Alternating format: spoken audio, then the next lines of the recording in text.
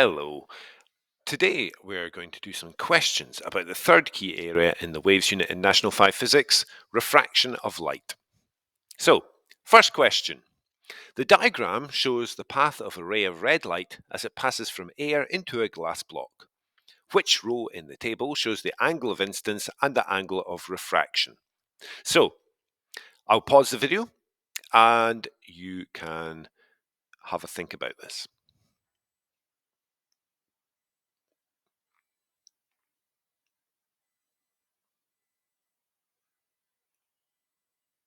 Okay, so the first angle that the light comes to, well, we can see the arrow on the light ray indicates that the light is traveling from left to right across the picture here.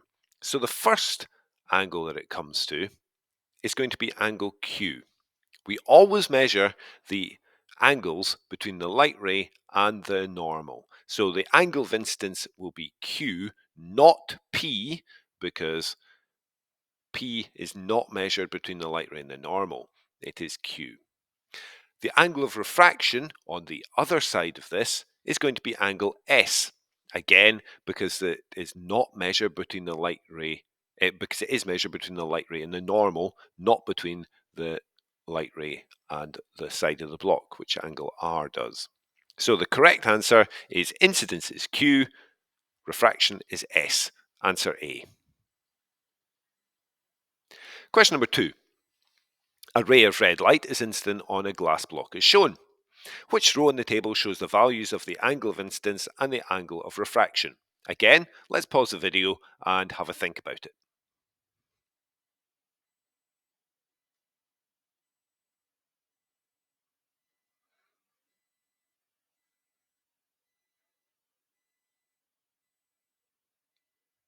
Okay, so in this one, we can see that the ray of light is traveling from right to left across the screen. So as the light comes along, it strikes the surface of the glass at an angle of 30 degrees to the surface of the glass. However, we need to remember that the angle of incidence and the angle of refraction are always measured between the light ray and the normal. So this angle in here is the angle of incidence, and this angle in here is the angle of refraction. So to calculate the angle of incidence, we need to subtract 30 degrees from 90 degrees to give us an angle of 60 degrees. And the angle of refraction, we subtract the 55 degrees from 90 degrees to give an angle of 35 degrees. So the answer, angle of incidence is 60 degrees, angle of refraction 35 degrees, which is answer E.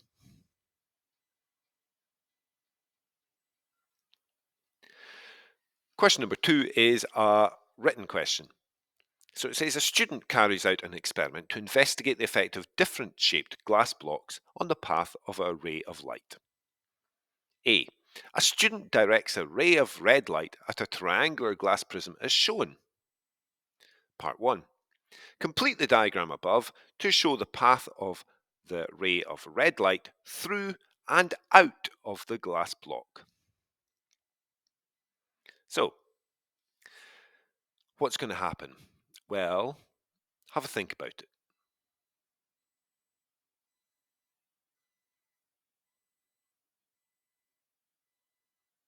Okay, so as light enters the block, the light will always slow down and bend towards the normal as it enters the block. So, like that. So we should see the line bending downwards a little as it enters the block. When it comes to the other side of the block, let's draw in another normal here. And what happens? The light is going to bend away from the normal as it leaves the block, like so. So what we're looking for is the light bending towards the normal as it enters the block and away from the normal as it leaves the block. In this case, because it's a triangular block, it bends downwards and then downwards again. Part 2, the diagram shows a dashed line, PQ. State the name given to this line. Okay, so this dashed reference line is always known as the normal.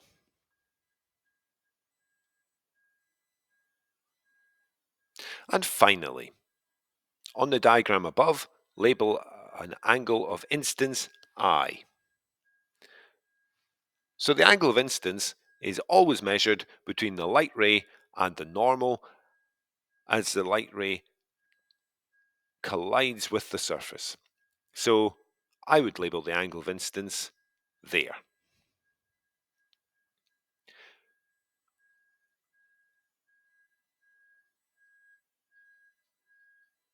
Part B. The student replaces the triangular glass block with a rectangular block made of the same material. The path of the ray of red light is as shown. Red light passing straight through the block. It passes straight through the block because it is hitting the side of the block at 90 degrees, so there is no change in direction. State whether the wavelength of the red light in this block is less than, the same as, or greater than the wavelength of the red light in the triangular glass block in A. Justify your answer.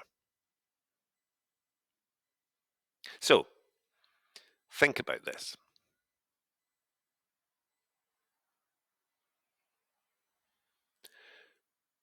Well, we know as light enters the block, its wavelength will decrease. And as it leaves the block, its wavelength will increase again. However, this is the same light, okay? The same red light. So its wavelength through the air is going to be the same. And as it enters the block, it slows down because of the density of the material it's passing through. But as this question says, the block is made of the same material. So it will cause the light to slow down by the same amount and will therefore cause its wavelength to decrease by the same amount as it enters the block.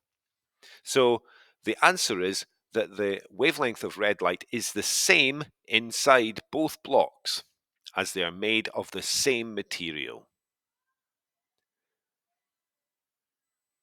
If the question had asked, state whether the wavelength of red light is less than, the same as, or greater than the wavelength of the red light in air, then in that case, the wavelength would be shorter inside the block than it is in air. But the question is asking about the relative wavelength in the two blocks, and because the two blocks are made of the same material, the wavelength of the light is the same in both blocks. Okay, so that brings us to the end of the third question presentation about the waves unit. So I hope you found that useful. Perhaps you'd like to go on and have a look at one of the other units now.